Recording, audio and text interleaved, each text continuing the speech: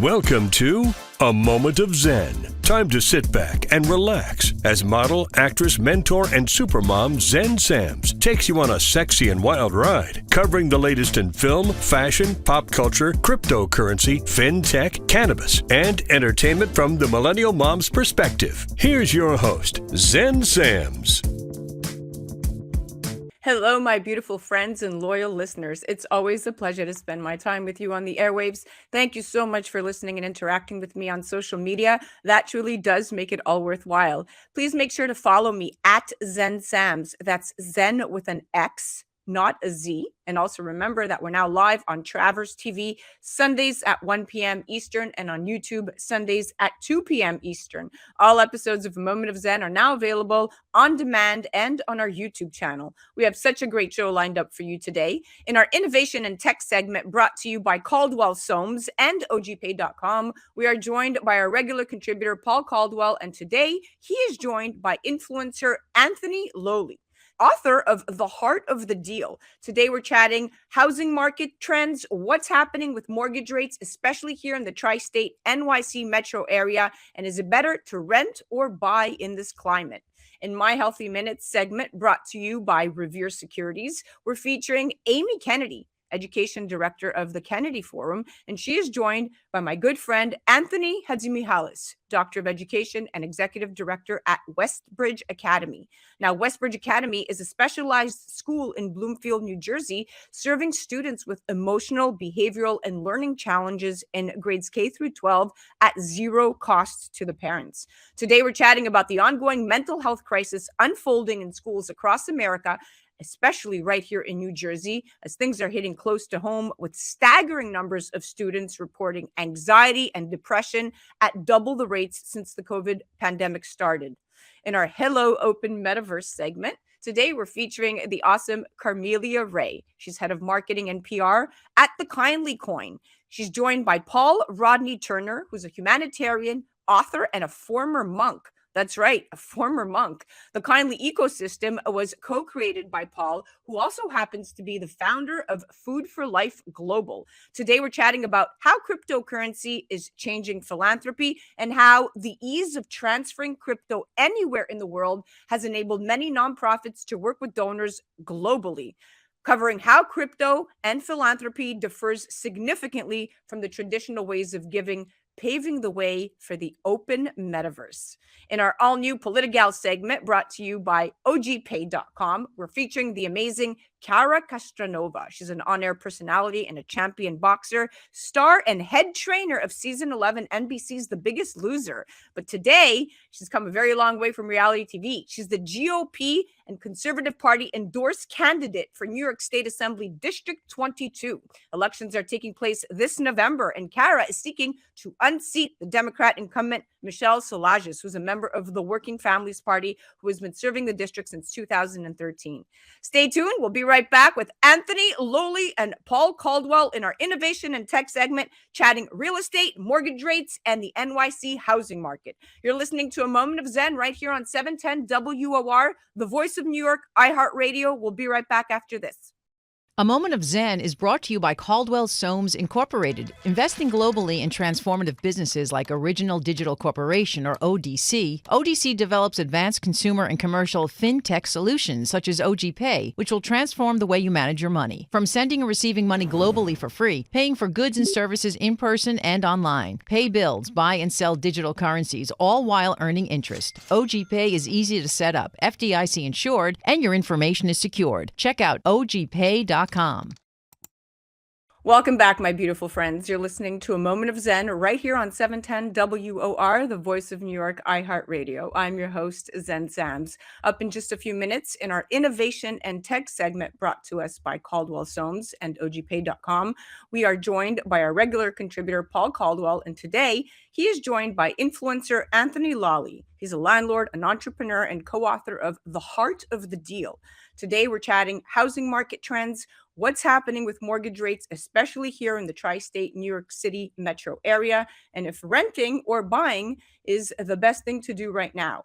home prices are most likely to hold over the 12 months. The Fed's rate hikes have made borrowing money more expensive, and rates are only expected to get higher over the next year. So if you must purchase the home soon, rates are likely to be lower now than they will be in the coming months. That's the bottom line. Should you be buying now or holding off? Well, over the past 2 years, the housing market has experienced extreme demand and limited supply, which has led to massive price hikes over a short period. At the same time, inflation has ballooned across the world.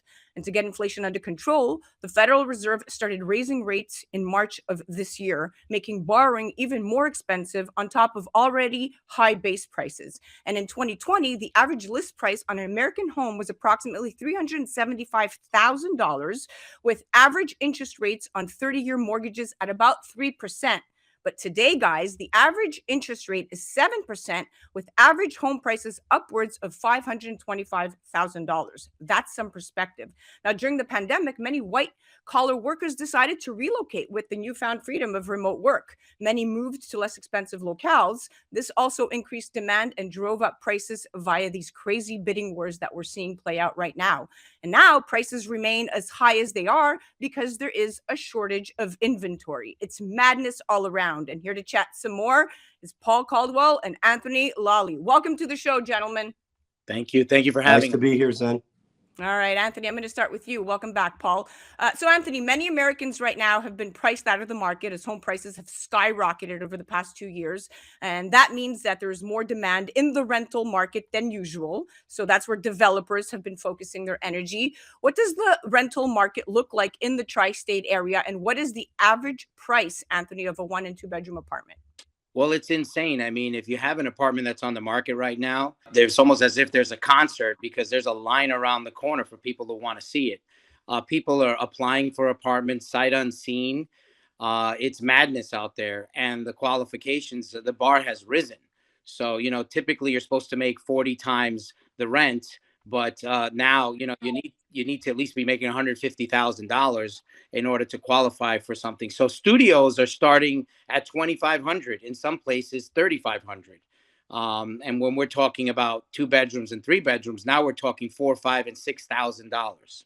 Wow. That's insanity. I know the in New York, annual income needs the annual income that you need to afford a 1 bedroom rental is roughly about $61,000, and the median household income for renters is about $49,000. Where somewhere like in Texas, annual income needed to afford a 1 bedroom rental is about $37,000, and the median household income in Texas over there for renters is about $43,000. So you see a big difference. Now, in some states, 25% of the people are lucky enough to find available rental property. But to your point, Anthony, there's a line across the door. And nationally, 15% of American households, that's around 6 million people, are behind on rent this fall, according to a new report from commercial real estate website myelisting.com. Paul, starting March of 2022, when the Federal Reserve started raising interest rates, that made borrowing, including borrowing via mortgage, more expensive. Okay, so the Fed is currently hinting that rates could rise as high as 4.6% in 2023, and estimates puts the average rate on a 30-year mortgage at about 7%, and it's reasonable to expect rates to shoot up even higher. Increased borrowing rates don't just discourage buyers, they discourage sellers from even listing their properties in the first place, further compounding the supply side shortage. What do you say to this, and what is the mitigation? Well, then I think in your opening, you quoted some numbers quite accurately. The average cost of a home was $350,000 or so, $350,000 or so, and now it's $550,000, let's say. But the real contrast is the interest rate, because in the first instance, 3% interest at $350,000 average cost per single family home. Then 7%, right?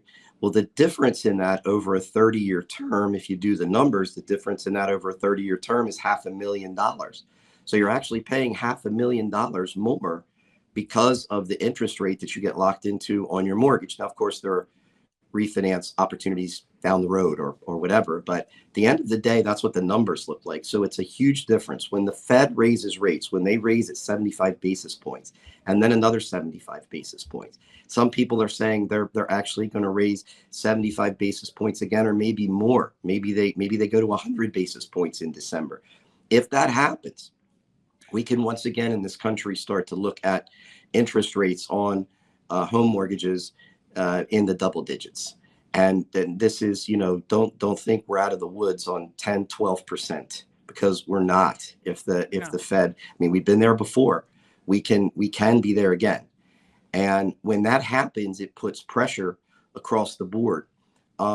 Mitigation, I don't know. I guess go buy Bank of America stock and Chase Bank stock and Wells Fargo, and then maybe you can get some mitigation that way. But and hope for the best. Yeah, I think though, you were touching on it. Anthony was touching on it too. Most people would think, well, maybe rental, but then look at the rental markets. The rental markets are going up because the landlords are having pressure there. So we're all around in this fundamental, highly pressurized environment around real estate, commercial and residential, multifamily. I don't care where you go in real estate right now, the pressure's on. As far as mitigating, I think it's very personalized to the individual, what they actually need versus what they might want. Great answer. Great answer. Think big picture. Anthony, many of these sellers would presumably be taking out new mortgages when they sell their old home. And most Americans who secured a mortgage did so when rates were lower than 6%. So listing their property now could mean increasing their financing costs on a new property. Thus, listing it for rental, to Paul's point and to yours earlier, is an obvious choice. What type of deal and listing should current renters be looking out for when in search for this great deal, if one actually even still exists? And are landlords considering long-term rentals more significantly? Do you lock in a 1-year lease or a 2-year lease, or do you do short-term? What do you say? If I were a tenant right now, I'd lock in a long-term lease because rents are going to only continue to go up. There's limited inventory on the rental side as well. And so for even some of those homeowners opting for not selling because they'd have to buy into a more expensive rate, let's not forget, if it's owner occupied, they get the $250,000 tax deduction, or $500,000 if they're married.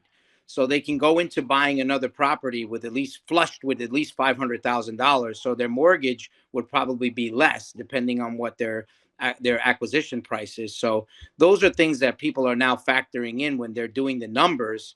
And also remember, you're marrying the house, you're not marrying the rate. And much to his point, people refinance. We're going into a new election for a new president. And so usually the rates tend to start dropping down.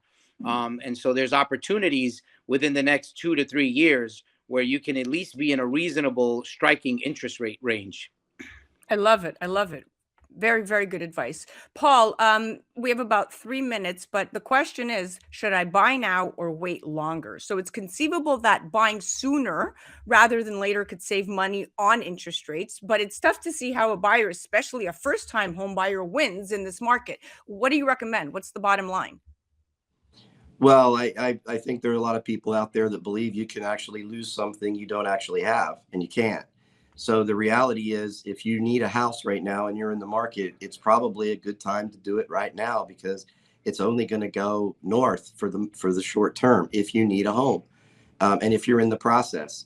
And so that would be my recommendation. On the other hand, there are a lot of creative things going on out there, Zen, right now. You're seeing people renting. If you're in the right market, I was just down in Florida. It was amazing. The people that they move out of their house 10 days a month and rent it Airbnb. So that funds their mortgage plus, and they have no worries.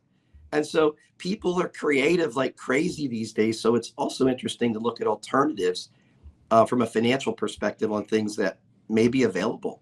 I love that you said that. That was a great segue, and you did that in the perfect amount of time, because I can squeeze in one more question for Anthony. So Anthony, myelisting.com found that renters in South Dakota, Alabama, and New Jersey have the most trouble making their monthly payments.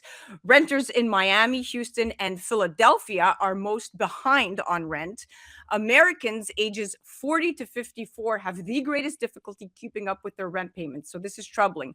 What are your thoughts, and are there any great apartment rental shares one can find in the NYC metro area, and where do they start? You have about a minute. There's always a lot of great rental apartment shares. There's many platforms that offer that, like roommate.com and so forth. And much to what he mentioned, a lot of people are Airbnb-ing, and it is legal if you actually live in the unit. But there are states now offering you money to move there and job opportunities. So you can take a look at that. I know Street Easy and a couple of the other Redfin actually has a list of about, I think, 20 states that are offering incentives for people to move there and job opportunities. So you might want to go in an area where there's better employment. Very well said. All right. Well, that's great. Guys, listen, we are out of time, but I just want to thank both of you for coming on. Short, sweet, fun segment. Very insightful. Paul, you're always so full of knowledge and great advice. And Anthony, it was such a pleasure chatting with you. Likewise. Thank you. Thank you. Guys, we're going to see mortgage rates fall. How many months, how many years? We don't know. I don't think anybody knows. I don't think the Fed knows. There's just tremendous uncertainty in the market right now. But we will see rates come back down because we have to see overall inflation and interest rates come down. And the U.S. cannot afford protracted high overall interest rates. So the Fed really has no choice but to stalwart in its stance of controlling inflation. That was our innovation and tech segment brought to us by Caldwell Soames. Definitely check out Anthony Lolli on the gram at Anthony Lolli, entrepreneur, co-author, best-selling author, the heart of the deal. You're listening to A Moment of Zen right here on 710 WOR, the voice of New York, iHeart Radio. Definitely check out ogpay.com. You'll get to see my face. We'll be right back after this. A Moment of Zen is brought to you by Revere Securities. Revere is committed to building a relationship of trust in which they work closely with you to help you define your objectives, explore alternatives, and choose the financial and investment strategies that are most appropriate for you. Go to reveresecurities.com. Welcome back, my beautiful friends. You're listening to A Moment of Zen right here on 710 WOR, the voice of New York, iHeart Radio. I'm your host, Zen Sams. Today in My Healthy Minutes, brought to you by Revere Securities, we are featuring my awesome friend, Amy Kennedy, Education Director of the Kennedy Forum, and she is joined by my good friend, Anthony Hadzimichalis, Doctor of Education and Executive Director at Westbridge Academy. Now, Westbridge Academy is a specialized school in Bloomfield, New Jersey, serving students with emotional, behavioral, and learning challenges in grades K through 12 who are not successful in other school settings. The school is a nonprofit where all students attend at no cost to parents. Now, the mama in me says schools like so are invaluable. Today, we're chatting about the ongoing mental health crisis unfolding in schools across America, and especially right here in New Jersey. Things are hitting close to home. The number of students reporting anxiety or depression has doubled since the COVID-19 pandemic started. It's bigger than the pandemic, quite frankly, and the climate that the country is facing, coupled with the pandemic, has increased the need for mental health services. More than 2 years of isolation and worry on a mass scale are taking their toll on kids in New Jersey and across our nation. As children headed back to class this September for yet another academic year in the virus's shadow, it's actually not clear how much better schools are prepared to deal with what many call a mental health crisis, even with a massive infusion of federal aid. Now, tensions are high and signs of distress are easy to spot, educators say, noticing more and more students keeping to themselves and mixing less with their peers. More children than ever are asking for help from a safety net of counselors and school staff that was already spread too thin pre-pandemic years, say administrators. And here to chat some more are my experts at hand. Welcome to the show, superstars. Hey, great to be with you. Great to be with you as well.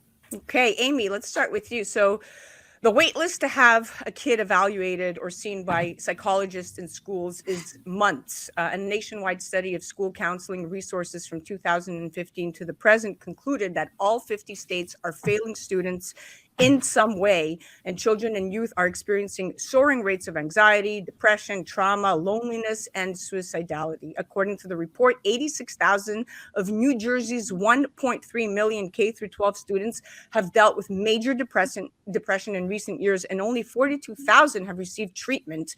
What do you say to this? You know, Zen, it's not just a problem in the schools, it's a problem out of the schools. We know that 43 out of 50 states are considered to have a severe shortage of child psychiatrists. So if you can't find that service through your health insurance, through your medical team, it's very difficult to find it in your school. There's a shortage of counselors and a shortage of psychologists, psychiatrists, and we're seeing it in every aspect of where students interact. And so being able to get into that system at school is going to be challenging. We know we need to do things that are prevention based first so that we can lower the number of people that are putting demand on the system. It's interesting because New Jersey averages one school psychologist for every 731 students, one school social worker for every 655 students, and one school counselor for every 358 students, Amy. And in a sign of how far the nation lags, the psychologist ratio is actually one of the best in the nation. And New Jersey ranked 7th in the US this year, which is up from 22nd in 2015. And yet, if we're ranked the best, that's definitely not enough hands-on experience to address the ongoing crisis. So these numbers are very perplexing. Anthony, with the coronavirus pandemic contributing to the rising rates of depression and anxiety among kids, Governor Phil Murphy's administration has announced a statewide plan in New Jersey that would make mental wellness a priority in the classroom and identify and refer students in need of counseling services outside their school. And Westbridge Academy is just that. Please explain to me how you on-take and onboard students that come your way. Well, like you mentioned, the data is staggering. And what we try to do is in line with the plan that you talked about. What we try to do is create a community where we can extend a bridge of conversation. From the second a kid comes off the bus, good morning, how are you? How's it going? How was your day? How was your ride in? Right? So we're smiling. We're using our own natural abilities to connect with people the same way that we would do with anybody else. We're doing it at the curb. So things start the second a student arrives at campus. And what we're able to do is build an environment that leads to the interior of the school in which everyone knows each other's names. We all know each other. We're small enough to be able to do that. Knowing each other's names, knowing, for example, patterns. Student comes in day after day after day wearing the same clothes.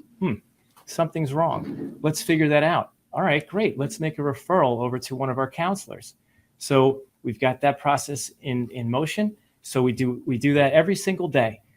We make assemblies a regular part of the routine at Westbridge Academy. So I would say probably every couple of weeks, 3 weeks perhaps, there's an assembly to raise awareness. So we could just make the conversation about emotionality just normal, because why should there be a stigma? So those are a couple of things that we do. And then we try to connect our kids who need it most immediately with a person who's qualified and able to do that. And we're fortunate enough to have a team of licensed clinical social workers right here at the school. And yeah, with a 6-to-1 student ratio, the Westbridge really gives each student personalized instruction. Not every school has that runway. So you're very fortunate in that capacity. Amy, according to a recent CDC report, nearly 1 in 4 young adults in the United States has been treated for mental health issues during the pandemic. And the U.S. Surgeon General issued a report indicating more than 1 in 3 students reported feelings of persistent sadness and hopelessness, depression and anxiety, and even suicide attempts. Those are all on the rise. We're at a crisis point, and we need new tools and new strategies that reflect this new reality. What is your proposal to get the kids the skills and treatment that they need? Yeah, I think, the doctor just pointed out one easy thing is just that connection. We know that connection is so important. So their devices need to be put down. They've got to connect with one caring adult in their life. It makes such a difference. And it can be someone that's a trained mental health professional, but it doesn't have to be. There's a lot of cases where young people can see a change if they just find that person they can trust and build that relationship. But we also know that some students will require more. And so how do we provide that training for everyone from coaches and educators to the librarians and crossing guards that can do the early intervention and be able to detect those students and detect the signs that show maybe they do need more serious interventions? Once we have that, we can do those screenings, whether it's at the pediatrician's office or in the school office, and direct them to the care through their social workers and psychologists. And that will be very important. We know telemental health is a real great tool in helping to bridge kind of the gaps we're seeing in service. You're brilliant. I love the way you frame that out so nicely. I wish everybody would take exactly that proposal and apply it. It would really start to mend many of the issues. Anthony, the American Academy of Pediatrics has declared childhood mental health as a national emergency, citing suicide as the second leading cause of death in adolescents aged 10 to 24 since 2018. We have more than 140,000 children in the U.S. That have lost a caregiver as a result of COVID-19. And since 2020, emergency room visits have spiked for adolescents experiencing a mental health crisis. They also point to structural racism, interestingly enough, as disproportionately contributing to depression, anxiety, trauma, loneliness among kids in communities of color. How do you address these ongoing issues at Westbridge, and do you have diversity and inclusion programs? Definitely. It comes back to the idea of conversation and talking, and we do that in a variety of ways. And one of the things that we do is we have smaller classrooms. So the numbers of students in the room wouldn't really exceed more than 6 or 7. Right. And so we have conversations at the very beginning of the school day, all classrooms from kindergarten all the way up to 12th grade. Conversations start before the academics start. We're talking again, the idea of, how did it go today? How was your walk over here from the other room? Conversations about that. What's on your mind? Stuff like that. Then we get into whatever the lesson may be. And then before the lesson's over, we wrap up again. I can't wait to see you tomorrow. Did you have any questions, general ideas, thoughts that you wanted to share before we move on to the next class? So that's all part of the system. We have students here of all demographics, of all ages, of all religions, of all likeness and kind. And we talk and understand one another. Another thing we do is we focus on music.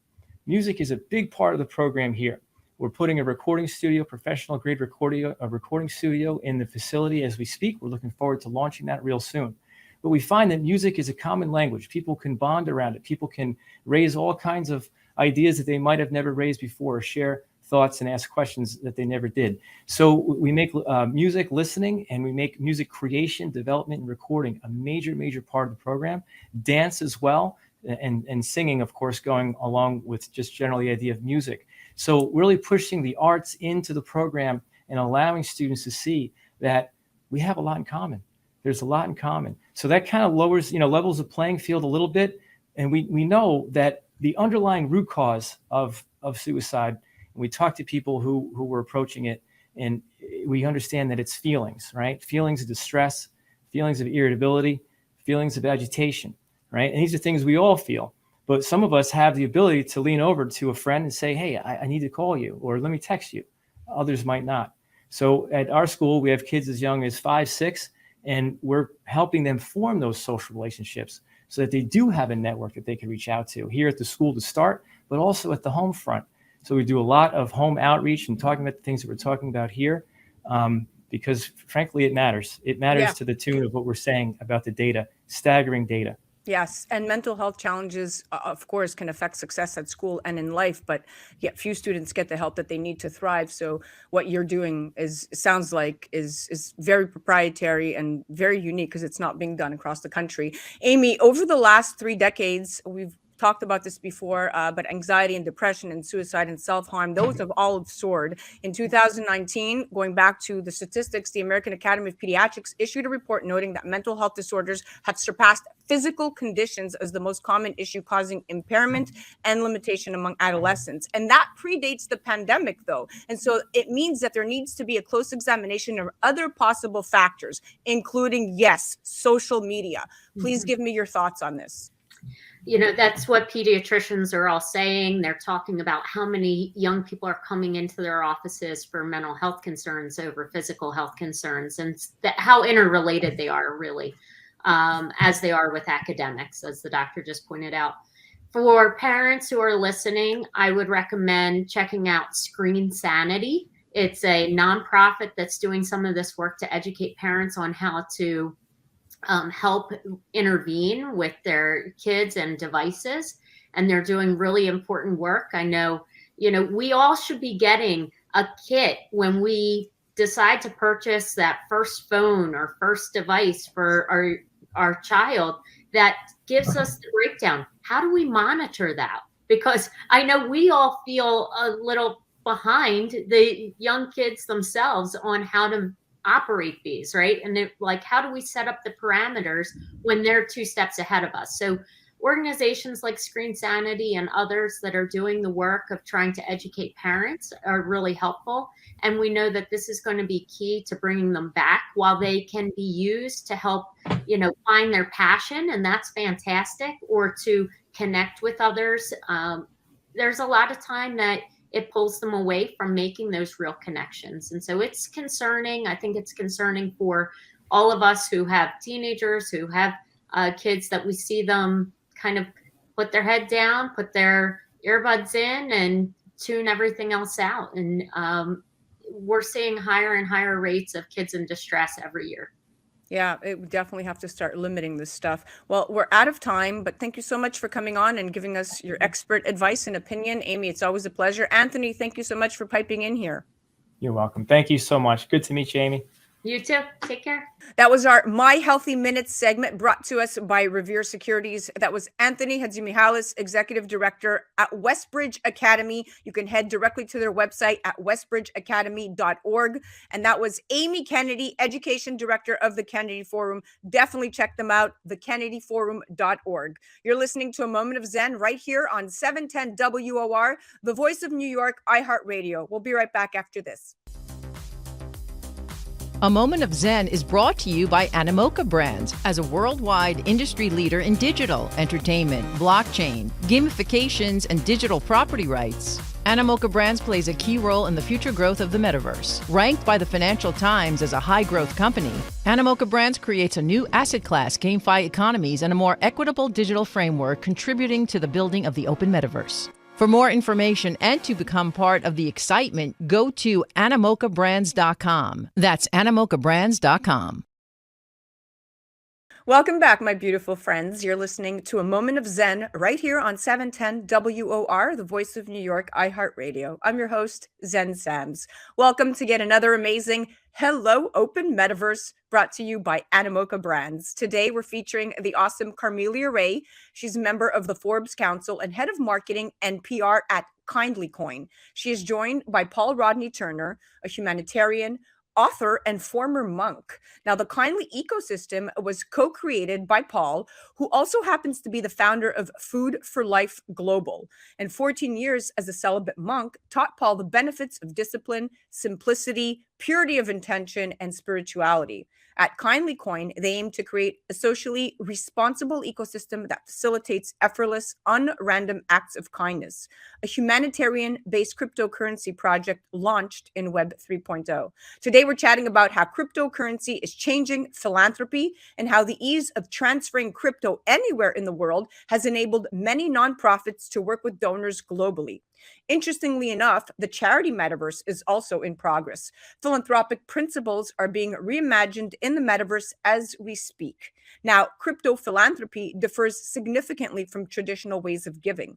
These differences are changing donor demographics, funding models, and even the reasons for giving. The rising frequency of these crypto donations suggests this method of giving will play an enduring role in the nonprofit sector and perhaps even transform philanthropy as a whole. Many of the principles shaping the metaverse are charitable in nature. The space is often populated by people who are idealistic and future-focused. Many, but not all of these projects are using non-fungible tokens, NFTs, as an entry point for donors. Donors receive an NFT tree in return for their donations, so to speak. It's a unique digital tree that will grow over time and can be traded. And here to chat some more are my awesome friends, Carmelia Ray and Paul Rodney Turner. Welcome to the show, superstars. Thank you so much, Zen. Appreciate it. Carmelia, welcome back. Great to be here. All right, Paul, Kindly Coin is the world's first social impact cryptocurrency on the Ethereum blockchain with a guaranteed measurable social impact, 2.5 1% of every transaction is allocated to the Kindly Social Impact Wallet. And Kindly Coin's core founding member is Food for Life Global. That's your original organization. And you are the world's largest food relief program with 260 affiliate projects in 60 countries, serving up to 2 million plant-based meals daily. I love it. Talk to me about the benefits of using Kindly Coin for charity and donation and how both organizations are working together. Well, as a longtime humanitarian and a social entrepreneur, I'm always looking for ways to leverage the latest technology, like to help to support the charity work that I do. I've been doing it for 39 years now. And the Kindly ecosystem was something I envisioned a few years ago, maybe 4 or 5 years ago. The idea being of creating an ecosystem whereby as people participate in it, automatically, naturally, they're doing acts of kindness, measurable social impacts. And so we launched the coin just 2 weeks ago on September 22nd. Just so that you know, just to be correct here, the actual coin that we have launched now does not have a charity tax embedded into it. But what it will do, as it interacts with our Kindly ecosystem products, it will act as a catalyst to generate social impact. So we've changed the strategy a little bit there. And so the idea is that, we're just looking for ways to make it easy for people to be kind. And charitable giving is, really, really enormous right now. It's something like $420 billion in size in the way that companies and individuals are giving back now. So it's a massive market. Yeah. And interestingly enough, it's the younger generation that's pushing this. It's the Gen Zs that are actually telling their companies that they're buying from to please give back, please be caring, please be socially responsible. And it's the exact same demographic that's pushing blockchain technology, Web3, and cryptocurrency. Oh, without a doubt. Last year was the largest ever for crypto donations by far, Paul. Fidelity Charitable received around 331 million in cryptos in 2021 compared to 20 million in 2020. And in its annual report, Giving Block, a crypto donation platform, reported 69 million in total donation volume last year, which was a massive spike from 2020. So the ease of transferring cryptos to any part of the world allows charitable organizations to have donors globally, to your point. And many international charity organizations have started accepting crypto donations. UNICEF launched a new financial vehicle, Crypto Fund, to deal with cryptocurrencies. And big organizations such as Red Cross and Greenpeace, they've also started accepting crypto. So you're 100% right. That is where we are headed, and the younger generation is driving it. Carmelia, crypto donations, to Paul's point, help nonprofits that are unable to get funding due to government restrictions. And in 2010, this is interesting, WikiLeaks, which is an international nonprofit that publishes new leaks, was blacklisted by the US. Visa, MasterCard, and PayPal blocked its funding. Now WikiLeaks receives millions in crypto donations. Despite this unprecedented growth, so to speak, cryptocurrency philanthropy remains a niche form of giving and differs very different from the traditional approaches in many ways. What is the future of Kindly Coin, and how will it change the world? That we at the very beginning, we are working right now with 3 charity partners. The future for Kindly is to expand this opportunity to multiple charity partners, to the point where anybody who's donating on the blockchain, when we talk about measurable social impact, it's not just the idea of giving a sum of crypto or writing a check for X number of dollars. You literally can see, just like Uber Eats, you bought the social impact. You can see the person planting the tree. You can you know what's happening, and then you see the finished donation, what your crypto did, the impact that you made socially, whether it was to save an animal, to feed a child, to build a school. One of the differences in a lot of these organizations is not having that trackability and not necessarily knowing how much of their money is going to fund their particular social impact of interest. And on top of that, we have a marketplace. We have an interesting NFT project coming up. So we're very heavily, we've got a lot of incredible plans for gaming also. So we want to make charity and kindness fun. We want to make charity and giving cool. We want to make this a no-brainer. It's something that you do anytime you give, anytime you purchase, anytime you eat food. You know that you are helping and you are impacting the world and humanity in a great way. Well said. Well said. Paul, I'm going to go back to something that you just touched on earlier, but the pool of cryptocurrency users, right, on average, much younger, we talked about this, than traditional donors to philanthropy. Over 60% of cryptocurrency users are under the age of 40. And in the US, the average age of crypto users is 38, whereas the average age of donors is 64. And traditional philanthropy has focused more on popular nonprofits. Many donors have been more inclined to international charity organizations skilled in communicating their success, but the trend may be costing smaller and equally outstanding organizations who could also use the support. So at this point right now, let's chat about the roles of charity in shaping the metaverse with what you have going on. So new spaces in the metaverse, Paul, are being created all the time, but despite the best charitable intentions, some are forming without the benefit of the sector's expertise. And Kindly Coin aims to bring together charities and NFT projects to share experiences and learn together. How important is it for charities to establish a club and a presence within an existing metaverse space? I think it's critical because, whether it's, we have two things happening here. We have like Meta, formerly Facebook, trying to create this new, digital world and expecting that people are just going to jump into that and just change their life. And then you have Apple's approach where it's more focused on AR, like staying in the real world, but enhancing that experience through technology, through AR technology. So either one, it could go either way. I'm more inclined to think that it's going to go the Apple way, because Apple's always, they've proven themselves to be, always ahead of the curve. They wait. They're never first to the market, but they sort of wait and they see what's happening and then they produce something really beautiful. So I feel like there's going to be a digital world that's going to be part of our life. And if we don't respond to that, we're going to, miss out tremendously. And it's just like, for example, the 90s when people were writing off the internet thinking it's just some fad. Well, now we see that the internet is the basis of all the way we do business now. In the same way with blockchain, Web3, everything we do, how we interact with this world will be based on blockchain technology. So it's a matter of, when and not if it's going to happen. Correct. Very true. Very true.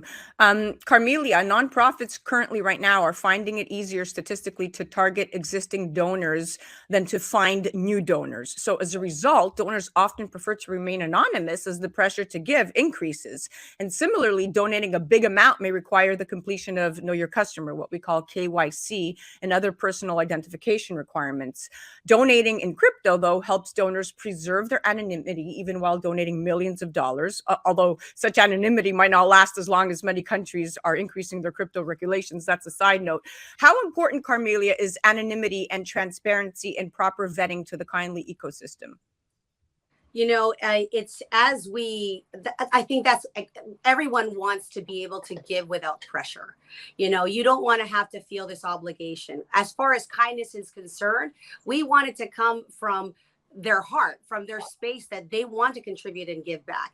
Anonymity is important in my world, in relationships, all relationships. People don't want to have to monitor everything. I think where we focus on the transparency is where your giving and dollars are going to, and that it's actually making a difference, and you feel responsible for making a specific impact to the cause that matters to you most. Yeah, very true. Very true. Which brings me to my next question for Paul. Paul, donors, may find crypto philanthropy appealing for various reasons, right? But crypto investors can avoid capital gains tax through donations, and donating long-term appreciated assets even directly can also unlock additional funds for charity. And there's also the potential savings for donors and nonprofits on transaction fees that are embedded in traditional financial services platforms. Talk to me about the Kindly Coin incentives and how they're different. Well, the Kindly Coin, as I said, will act as a vehicle, a catalyst for creating measurable social impact in our system. So what's unique about it is that typically when people are giving in charity, and this is what Camilla was mentioning, in the back of their mind, they're thinking, well, what happened with my money? Did it actually go to something measurable? Did the actual money go to programs and not administration? And that's always a concern. And I've been in the space for so long, and I've seen so many dodgy activities, dodgy charitable programs out there. So what we're trying to do at Kindly is to be completely transparent from the get-go, from the beginning to the end. When your dollar comes into our system, we want to track that, the movement of that dollar and how it transforms into measurable social impact. So people can be confident that, okay, even if they want to be anonymous, that's fine too. That's another thing. But the dollars that they initiated will be, transform into something really beautiful and measurable, like a tree gets planted, a child gets a meal, a rescued animal gets a meal, plastic is recycled from the ocean. And the idea is we want to address all of the sustainable development goals that the United Nations has identified, the 17 of them. And we want to do that by identifying a charity partner that can address that particular SDG and provide a solution which is measurable. And so as long as it's measurable, then we're willing to fund that and support that activity. I love it. You are doing amazing, amazing things. We have about a minute and a half left. Carmelia, let's chat very quickly about success for Web3 philanthropy is really going to come down to charities and NFT projects forming effective partnerships. And we've talked about effective partnerships, but NFT projects have technical expertise. They have an understanding of operating within the metaverse, and often they have a strong desire to have real world impact. But they aren't sure of the best way of doing that. And charity organizations are the other side of that equation. Talk to me about the importance of partnerships at the Kindly Coin ecosystem. Partnerships will make or break any business, any company, which is why our board of advisors includes, Jin Q Hong, includes Matthew Leviton, includes, Chris Hant. These are people that run major companies, have worked with millions and millions of dollars, know the infrastructure. I cannot think of a better co-founder than Paul, who's already running a successful organization, who's fed, I don't know, how many millions of meals have you fed now, Paul? It's actually 8 billion meals that our organization has fed over the last, 30, 40 years. So, did you say 8 billion? Yes. 8 billion. Wow. 8 billion. So to already have that, you want to choose partners that have a success record, that have a trackable, measurable system, and not giving new people an opportunity. But this is where partnership is really important as you select who is going to help you move the needle and who's going to help you achieve your goal. Wow, I love it. This was such a great interview. We're out of time, but I just want to thank you both for coming on. Paul, you're doing amazing things. Thank you for giving back so much to the world and to humanity. And Carmelia, thank you for always bringing us the coolest projects, the coolest people. You're always working on something incredible. That's why you are the celebrity matchmaker. Yes. Thank you. Guys, the Kindly ecosystem is a fully streamed process for purchasing, tracking, and executing certified, measurable social impact on the blockchain. Just like Paul said, it was built from the ground up to not only be transparent, but to also satisfy the needs for corporate social responsibility. You definitely have to check out Kindly Coin. Head to their website, kindlycoin.com. You're listening to A Moment of Zen right here on 710 WOR, the voice of New York, iHeart Radio. That was our Hello Open Metaverse segment brought to you by Animoca Brands. We'll be right back after this. A Moment of Zen is brought to you by Caldwell Soames Incorporated, investing globally in transformative businesses like Original Digital Corporation, or ODC. ODC develops advanced consumer and commercial fintech solutions such as OG Pay, which will transform the way you manage your money. From sending and receiving money globally for free, paying for goods and services in person and online, pay bills, buy and sell digital currencies, all while earning interest. OG Pay is easy to set up, FDIC insured, and your information is secured. Check out ogpay.com. Welcome back, my beautiful friends. You're listening to A Moment of Zen right here on 710 WOR, the voice of New York, iHeart Radio. I'm your host, Zen Sams. Up next in our all-new Politigal segment brought to you by ogpay.com, we're featuring the amazing Kara Kastranova. She's an on-air personality, a champion boxer, and star and head trainer of season 11 of NBC's The Biggest Loser. Today, a very long way from reality TV, she is the GOP and Conservative Party endorsed candidate for New York State Assembly District 22. She is running in this November's state assembly elections to represent New Yorkers in her very own district, keeping in mind that she was born and bred in those very towns. Now, District 22 covers the border of Long Island and Queens. Kara fights tirelessly for personal liberty, medical freedom, the elderly, at-risk youth, and freedom of speech. She is seeking to unseat Democrat incumbent Michelle Solages, a member of the Working Families Party who has been serving District 22 since 2013. Kara was active in her community well before deciding to run for office, running programs aimed at risk youth, where she taught the younger generation the mental and physical virtues of boxing. She founded the Knockout Obesity Foundation, which is a 501c3 that is dedicated to teaching children about health and a fighter's mindset. She is the daughter of a decorated U.S. Marine and a Vietnam veteran. She is currently founding a new nonprofit organization aimed at supporting veterans and others who served their country. She's doing incredible and amazing things, and I'm so excited to have her come on and chat. Welcome to the show, Stunner. Thank you so much, Zen. That was a really nice intro. I appreciate it. You got it, girl. All right. What is the biggest issue, Kara, facing your district, and what plan of action do you have in place once you are elected? Well, the biggest issue facing my district and a lot of districts, if not all districts in New York, is crime. The crime rate has definitely gone up. People don't feel as safe.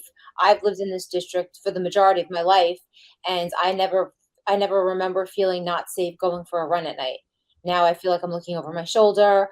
I don't feel like it's what it used to be. So one of the things I would definitely want to work on is possibly helping. I will actually work with Democrats up there. I'm running as a Republican. I will work with the Democrats in repealing the cashless bail and figuring out some criminal justice reforms that will work better than cashless bail and a lot of the other things that they put through in the state. So that's one of the most important things that we have to do. That's extremely important. I'm glad that you're fighting for that. And also, those of you that don't know you, I know you very well. We are friends, and I know that you are a staunch supporter of American prisoners currently languishing in solitary confinement due to their involvement in the January 6th incident. Talk to me about this dedication and why. Well, I started a group called Citizens Against Political Persecution, and we fight really hard for anybody that's politically persecuted. Right now in America, Republicans, as everyone knows, are being persecuted very hard, from Donald Trump down to people that were at January 6th, regular people like carpenters and barbers who are still sitting in jail, languishing in prison since January 6th. So I started an organization to support them. We raised over $2 million by posting articles about their stories. People around America really care and have supported them. And it really gave me a different outlook on the criminal justice system, which definitely needs reform, but cashless bail and judges having no discretion, like what's going on here in New York, and raise the age and a lot of the other criminal reforms that they have going on, definitely is not the answer when it comes to criminal justice reform. It's just making the state really unsafe. Yeah, you did say on the issue of bail reform, you said that New York's bail reform laws that went into effect in 2020 need to be repealed. It's not going to be easy to do, but you did once claim that if you get elected, one of the things you really want to do is really help write legislation that's going to protect New Yorkers from things that really hurt them, especially during the pandemic, and legislation to protect seniors in nursing homes. I know that that's one of your strong points, to protect people also from those crazy COVID-19 and the vaccine mandates, and also to help New Yorkers with crime and, like you said, bail reform. So you're on the right path. I love the way you just explained that. Let's segue a little bit into the data published by the U.S. Customs and Border Protection. So this fiscal year, Kara, authorities had over 2 million encounters with people attempting to cross into the U.S. illegally, and had encounters with over 13,000 unaccompanied minors at the southern border in the month of July of 2022 alone. All right, so now we're well into the fall. Now, some 67% of all Southwest land border encounters so far this year were single adults, with 52% of them allowed to remain in the U.S. What do you say to this? It's frustrating, as I know it's a divisive topic. Obviously, I believe in legal immigration. My mother was from the Philippines and she came here legally. It's really difficult. And I just know that a lot of people are frustrated because there's so many problems we have here in this country.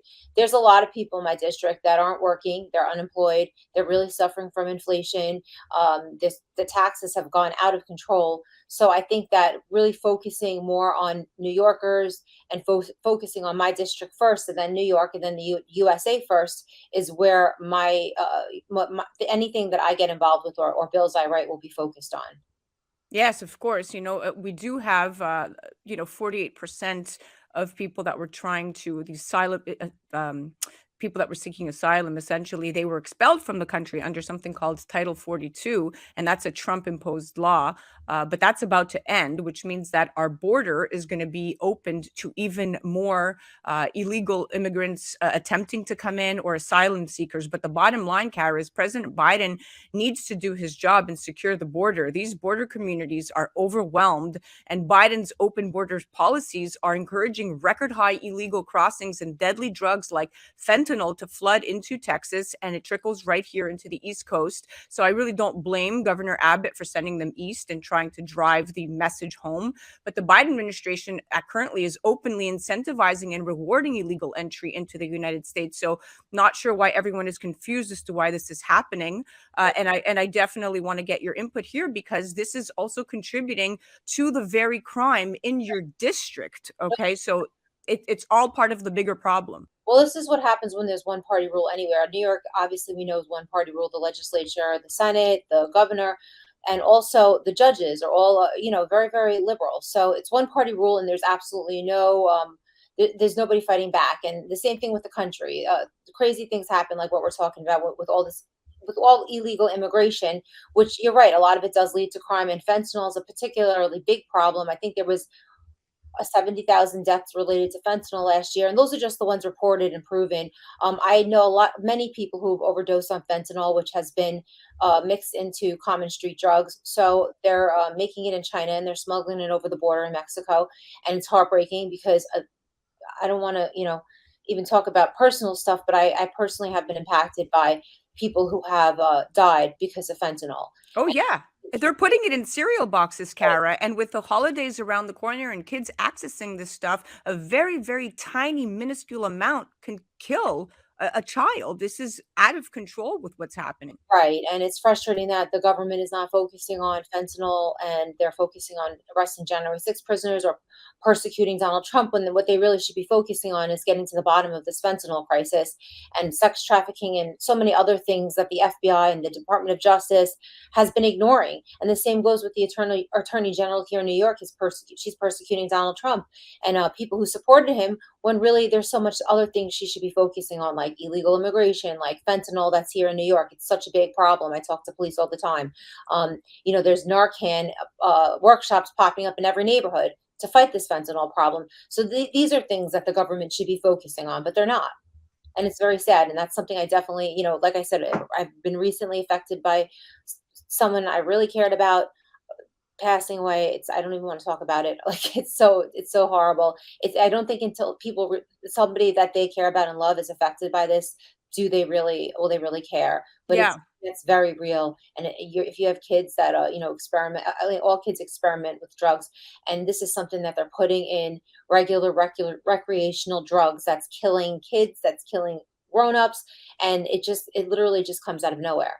Yeah. And this all does boil down, Kara, to our borders not being properly secured nor patrolled. And since October 1, U.S. Customs and Border Protection has stopped more than 1.9 million migrants along the border with Mexico. But nationwide, they've encountered more than 2 million migrants. And the number of unaccompanied children, which is now contributing to child trafficking. So the amount of unaccompanied children stopped at the border also rose to over 15,000, with about 800 children being in U.S. Customs custody each day.